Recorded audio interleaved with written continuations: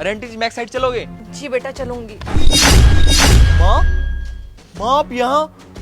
और ये क्या, आप ऑटो चला रहे हो? तब यह औरत बोलती है, मैं नहीं जाऊंगी, तुम किसी और ऑटो देख लो। तबीयत फौजी बोलता है, माँ मैं आपका बेटा हूँ। तभी औरत बोलती है, मेरा बेटा तो कब का मर चुका है, मेरा कोई बेटा नहीं है। तबीयत रोते हुए बोलता है, मेरा बेटा टैब कहाँ था जब उसकी औरत मुझे धक्के मार के घर से निकाल दिया था। मैं डर डर के ठोकरे खा रही थी, मुझे भीख भी मांगनी पड़ी। अब मैं किसी और का ऑटो भाड़े पर लेकर चलता हूँ। तब उसे बेटे को उसकी पत्नी की सारी सच्चाई बताती है और बोलती है, तेरे बहू ने मुझे धक्के मार के घर से निकाल दिया था, तब तू कहाँ था? तब उसका बेटा बोलता है, माँ जब भी मैं अपनी बहू से पूछता था कि माँ कहाँ है, तब वह बोलती थी कि तुम गाँव जा चुके हो और मुझे लगा कि तुम गांव में 2 दिन घूमने गए हो, इसलिए फोन नहीं करते थे, मुझे सब कुछ मालूम नहीं था। तब फौजी लड़का दोनों हाथ जोड़कर अपने मन से माफी मांगते हुए बोलता है, अगर आप घर नहीं जाओगी तो मैं भी घर नहीं जाऊंगा। तब उसकी माँ बोलती है, ठीक है, और फिर जाकर बैठ जाती है। फिर यह दोनों घर जाते हैं। तबीयत फौजी अपने घर जाता और बीवी से पूछता है, मेरी माँ कहाँ है? तब उसकी बीवी बोलती है, तुम्हारी माँ गाँव गई है और कुछ दिनों बाद लौट के आएंगी और गाँव में बहुत खुश है। तबीयत आदमी बोलता है, अगर मेरी माँ खुश है तो वाटर क्यों चलती है? तबीयत आदमी उसकी माँ को बुलाती है। तभी औरत चौंक जाती है और बोलती है, तुमने मेरे मन से घर से निकाला, मैं तुम कब निकाल दूंगी? तभी आदमी बोलता है, मुझे माफ कर दो माँ, मुझे माफ कर दीजिए। इसकी कोई बात नहीं सुनती है। तब औरत रोती है और बोलती है, मुझे माफ कर दो, मुझे मेरी गलती का हिसाब हुआ है। तब उसकी माँ बोलती है, ठीक है बेटा, गलती का हिसाब नहीं, बहुत बड़ी बात है, उसे माफ कर दो।